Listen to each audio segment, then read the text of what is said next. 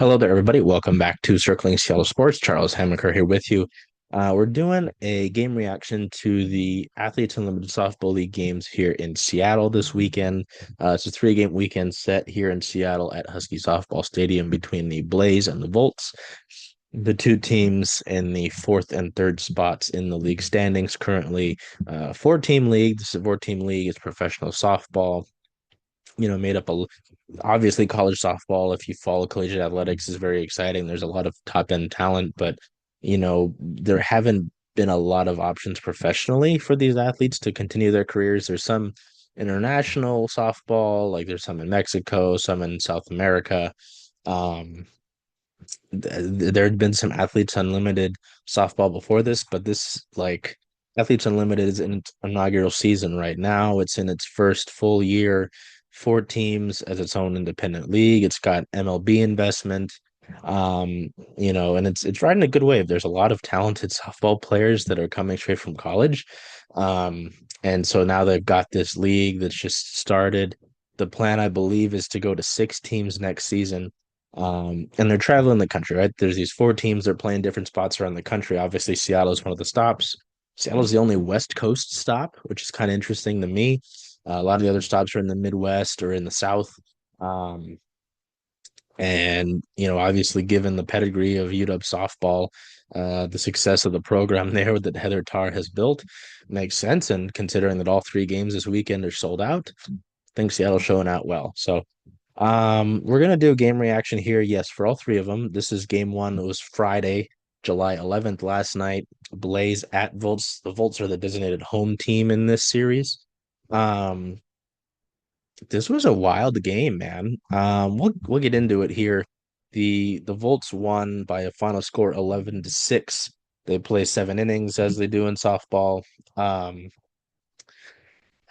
It looked I was not expecting the Volts to have the sort of game that they ended up having, given, looking at the game notes provided by the AUSL, at least Unlimited Softball League. The Blaze had, come into this series hitting the ball pretty well. Excuse me, since being one hit back on the 20th of June against the Bandits, they'd collected at least eight hits in five of the last six games, including four games with 10 or more hits. They had a league leading 339 batting average with runners on base coming into this game. So, there were a lot of signs here that they were going to be able to continue this offensive production and be dangerous in this series. And that started out how the game was going. The Volts had right-hander Rachel Garcia going to start in the circle, pitching in this one. And if you were going off just the initial plate appearance, sorry, as the Mariners game is going on in the bottom here, you can see, you would have thought that the Volts were gonna kind of start rolling off pretty well. Got Corby Ortis to let me make sure that's correct.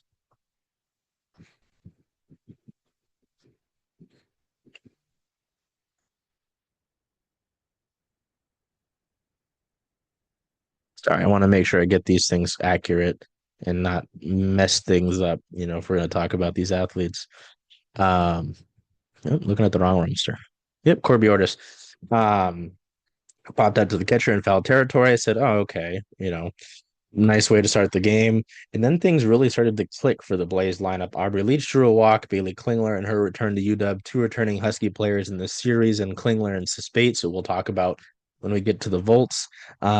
Singled in her first play appearance, a nice little blooper into right field. On a goal, drew a walk to load the bases. I said, "Oh wow, okay, bases loaded, one out." And then Kayla Kowalik drew a walk to push the first run in, get the first run on the board. But an Allie Newland double to left center field really got things broken open. Cleared the bases with one out, four spot in the first inning against Garcia. And I said, "Oh wow, all right." Just given again the offensive numbers that the Blaze have shown in the last handful of games or so coming into this series, would have thought, hey, they're going to continue to roll, and they look pretty prime to keep showing that offensive production, especially with Klingler, who came into this series with a 4.44 batting average, really hitting the ball well. Garcia is able to get out of the rest of the inning, gets Devin Nets to ground out, and then Mackenzie Clark to strike out looking. And the Volts didn't look like they were going to be able to do much to respond in that bottom of the first. Danica Coffey um, singled and stole a base to push her over to second, but the next three batters in the lineup unable to move her forward.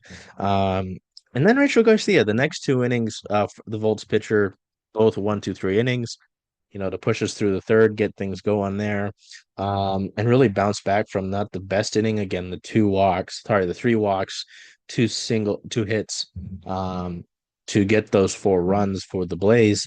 And the Volt started to show some life in the bottom of the second.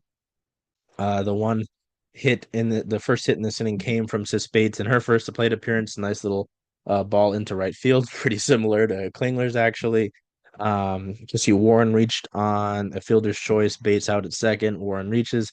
Then Deja Molapola drew a walk before a Sierra Briggs single scored Warren to get the Volts on the board. I said, okay, you're able to respond. Your pitchers settled down after the tough inning, and you're able to get a run on the board. It's only the second inning. You got some life here. As mentioned, Garcia back to back 1, 2, 3 innings, gets the Volts offense back out there. Sierra Romero singles with one out. And then Mia Scott, her first professional homer, a nice, well struck ball to right field, makes it a 1-run game. It's 4-3 in the bottom of the third. I said, oh, all right now. Volts are getting going here. They're showing some of that electricity. Um, some trouble in the fourth for Garcia, primarily in a Mackenzie Clark hit by pitch, and a Kaylee Harding single to have, and then with if I'm reading that correctly, I think it was an error. Um, Put runners on second and third with the one out, with two outs, sorry, but Corby Ortis unable to do anything to add any more runs on the lead for the Blaze. And that fourth inning is where things started to get. The fourth inning was the game. Uh, 7-run fourth inning for the Volts. I had to go into my score sheet here. If you can see the fourth inning, I had to go back over because the Volts hit around actually. Um, Trying to read this. Yeah, single, double, single, single, double, single, reach on a fielder's choice, single, single, and then that's how they got 7 runs. 7 runs on 8 hits, 2 errors in that inning. Um, oof, 2 errors in that inning for the Blaze, and just really an offensive explosion. Talked to Jesse Warren and Sis Bates after the game, and they both kind of talked about just taking it a plate appearance at a time, passing the bats along, providing the other information to their teammates to keep the inning going, and it obviously worked out pretty well. Um, yeah, Warren, I think we just passed the bat. Started off the inning telling myself that I just need to get on to pass my bat. That was Warren. Get on base, and I know the girls behind me were going to do what they do, and did it exactly that. So that's yeah, they did just that. I think 11 batters in total in this inning, which is pretty remarkable. Um, that 7-run fourth inning is ultimately what decided this ball game. Um, it seemed like the Blaze they had a chance. They had a big chance in the fifth inning. Aubrey Leach doubled to lead off. Bailey Klingler doubled for her second hit of the ball game to push across run number 5 for the Blaze to make it a 6-run game. And said, okay, here they go. Anna Gold singled, Kaylee Kowalik singled. So they had things going on, and Ali Newland single pushed another run across. They said, oh, maybe they're gonna get going. They had the bases loaded with no outs. Bases loaded, no outs for the bottom 3 hitters in the lineup. Hold an opportunity, you're able to push more across, and this is obviously a closer game. You push a couple runs across, it's 8-11. You're within 3 runs with 2 more innings to play. But was able to lock things down. I believe it was at this instance. Yes, Peyton Gottschall comes in to pitch for the Volts, and she is locked down. Um, Absolutely locked down. 3 innings of work, 1 hit allowed, 1 strikeout, no walks, no runs, none of that. Is able to get out of the inning with 2 pop-ups and a fly out. golden opportunity for the Blaze. They had it, bases loaded, no outs, sort of pushed themselves back into the game, but unable to do so. So, um, mm, mm, mm, mm, mm, mm. Yeah, no, Danica Coffey, the leadoff hitter for the Volts, did walk in the fifth, bottom of the fifth, but nothing else. And then in the seventh, a Tiara Jennings triple, leadoff triple was scored by a Sid Spades single. Sid Spades, three for four on the night, three hits, one run, one RBI. Um, pretty good by Bates.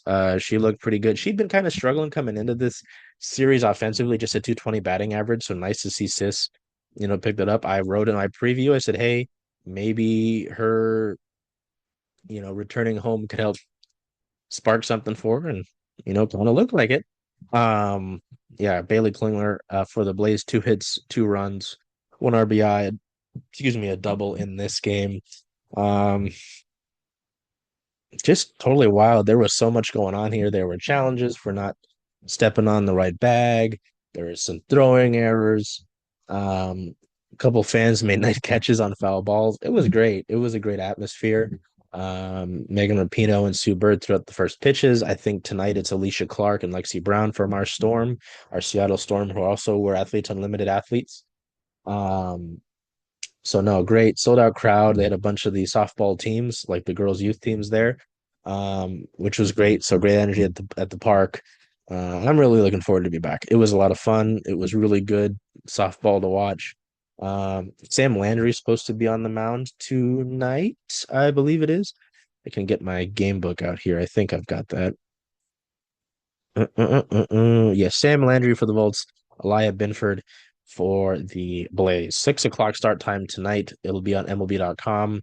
Also on FDSN, Fox Chicago, MSG, NESN, SNP Plus, and WSN. So if you are in the market for any of those, it'll be on that. But otherwise, MLB.com is your option. It is sold out, so I would not recommend walking up to try and get tickets, as much as that would be cool.